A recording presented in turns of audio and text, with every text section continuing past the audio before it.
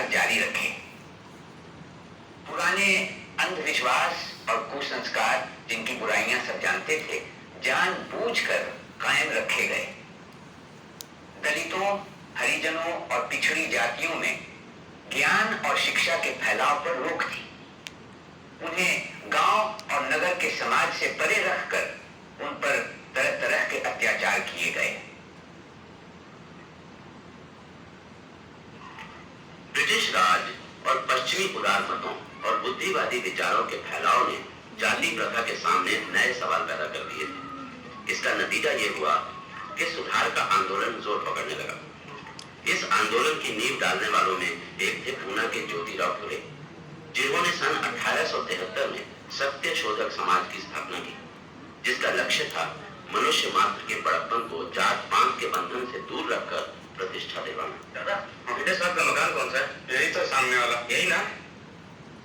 माली जाति में जन्मे ज्योतिराव फुले ने गैर ब्राह्मणों में शिक्षा के प्रसार की जरूरत महसूस की और सन 1848 में पूना में पिछड़ी जाति वालों के लिए एक पाठशाला खोल दी।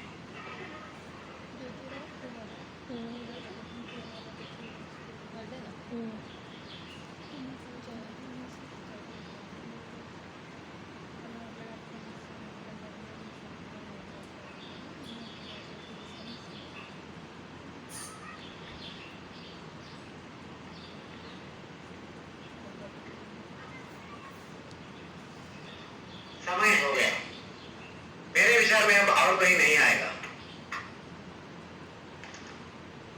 दोस्तों, बच्चों, इस पाठशाला का औपचारिक उद्घाटन करने से पहले मैं हम लोगों की तरफ से उन सभी का आभार मानता हूं जिन्होंने हमारे लक्ष्य को पूरा करने की दिशा में हमारी सहायता की है। सबसे पहले मैं श्री भिड़े साहब का आभारी हूं जिन्होंने हमें इस कोठरी में पाठशाला चलाने की अनुमति दी। मैं उन मिशनरी अध्यापकों का भी आभारी हूं जिन्होंने हमें तरह तरह से प्रेरणा दी है।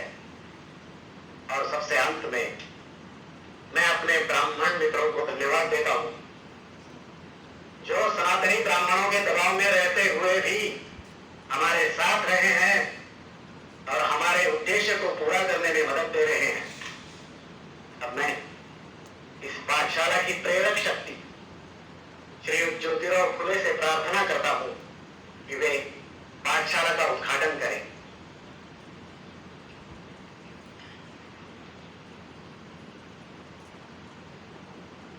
आज का दिन बहुत भाग्यशाली दिन है। कुछ वर्षों पहले मैं अपने एक ब्राह्मण मित्र की शादी की बारात में शामिल हुआ था। मित्र के रिश्तेदारों ने मुझे देखा और चले जाने को कहकर मेरा अपमान किया था। उन्होंने मुझसे कहा था कि तुम शूद्र हो और शूद्रों को अधिकार नहीं कि ब्राह्मणों के कंधे से कंधा मिलाकर चले। उन्होंने मुझसे कहा कि तेरी वजह से तमाम बारात भ्रष्ट हो रही है। उन्होंने और भी बहुत सी बातें मुझसे कही जिन्हें मैं याद दोहराना नहीं चाहता, लेकिन उस रात मेरी आंखों में नींद नहीं उतरी।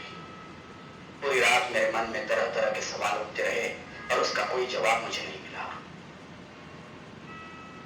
धीरे धीरे मेरे मन में ये बात आ गई कि हमें आत्मसम्मान पाने के खातिर संघर्ष करना होगा। इस संघर्ष के लिए हमें अपने पैरों पर खड़ा रहना होगा। हमें हथियार उठाना पड़ेगा, लेकिन लाठी नहीं, तलवार नहीं, तोप तमचा नहीं, बल्कि ज्ञान, विचार और सही शब्द। और ज्ञान, विचार और शब्द शिक्षा के बल पर ही मिल सकते हैं। क्या भट्ट पुरोहित हमें शिक्षा देंगे? नहीं देंगे, क्योंकि वे अपने हाथों से ऐसा हथियार हमें नहीं सौंपेंगे। इसलिए हमें खुद अपने को शिक्षित करना पड़ेगा। मेरी पत्नी सावित्री मेरी पहली शिष्या है। अब वो तुम्हें पढ़ाने में मेरी मदद करेंगे। हम इस तरह ज्ञान फैलाएंगे, क्योंकि ज्ञान वो दौलत है जिसे आपस में बांटना बहुत जरूरी है। ये हमारी पहली पाठशाला है जो छोटी जाति की लड़कियों के लिए खोली गई है। यहाँ लड़कों का हम स्वागत करेंगे, लेकिन हमारा विश्वास है कि लड़कियां ही आगे चलकर हमारी भावी पीढ़ी को आकार देगी।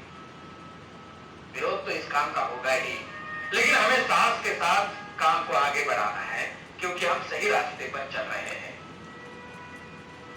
मैं शुभकामना व्यक्त करता हूं कि आप लोग शिक्षा पाने में सफल हो।